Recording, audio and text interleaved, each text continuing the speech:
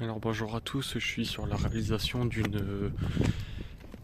sur la construction d'une maison de 90 mètres carrés habitable, plus un garage de 45 mètres carrés.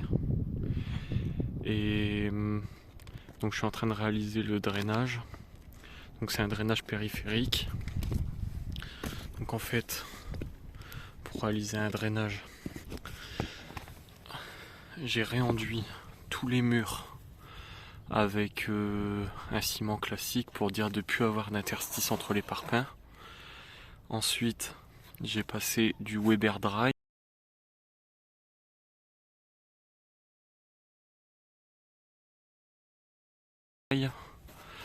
Donc ça s'applique en 2 couches avec 7 heures d'intervalle.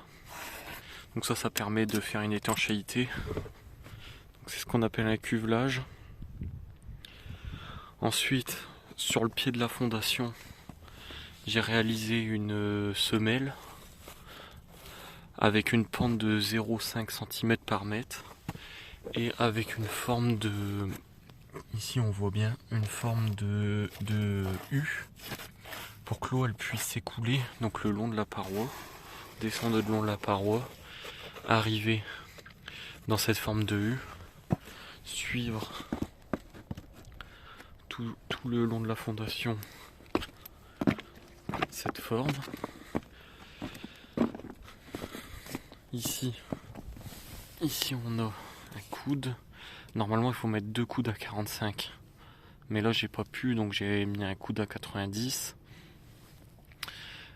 Et du coup, en cas de bouchage, il faut mettre un coude à 45, comme ça. Donc un T en 45, avec une manchette, un autre coude à 45, et ici, comme ça, lorsqu'on veut nettoyer, on met un tuyau d'arrosage à l'intérieur. Et le tuyau, il va suivre le coude, et il va rentrer dans le drain. Et le drain, du coup, il va être nettoyé par la pression de l'eau. Alors ensuite, le drain. Donc c'est un drain de 80 mm acheté chez Bricoman. Donc je l'ai entouré du haut textile. Et le drain de 80 mm il rentre parfaitement dans les coudes de 80. Ici. C'est un drain jaune classique agricole. En fait, le drain jaune classique agricole, c'est un drain d'épandage, mais en réalisant la cuvette, ça devient un drainage. Parce que l'eau, elle peut pas s'échapper, elle est obligée de suivre la goulotte.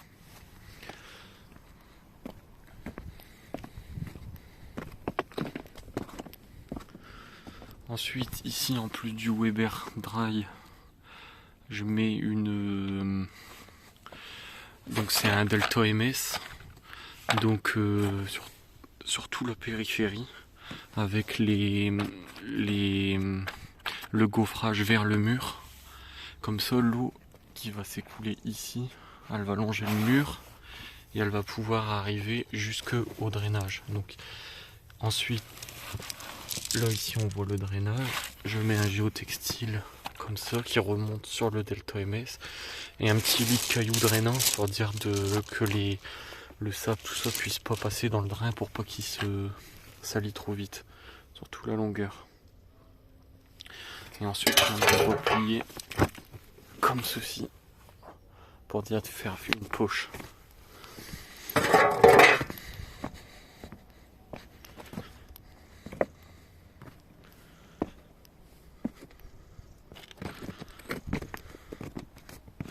Ici, on peut bien voir ici la cuvette, là, comme ça sur toute la longueur. Ici elle s'arrête ici. Donc pour faire cette forme, j'utilise un tuyau PVC de 100.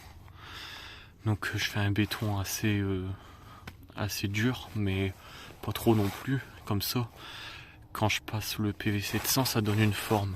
Et comme ça, le drain agricole, il peut très bien se mettre à l'intérieur.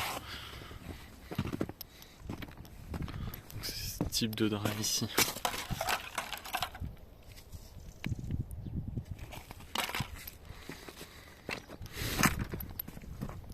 Donc c'est du caillou de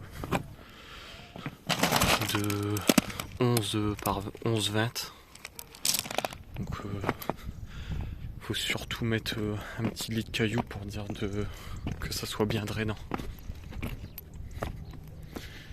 Ah ouais, ici la particularité c'est que je vais réaliser un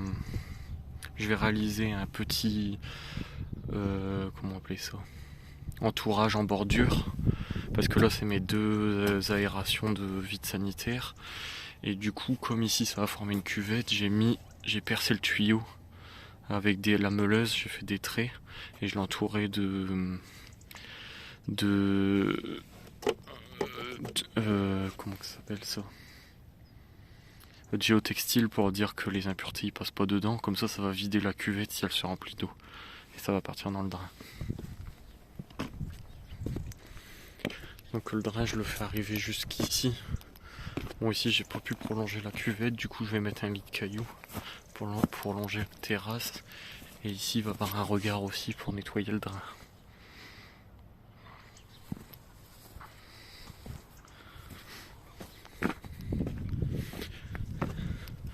Voilà, donc pour une première vidéo, j'espère que cela va vous être utile. Et bon courage pour la réalisation de vos drainages.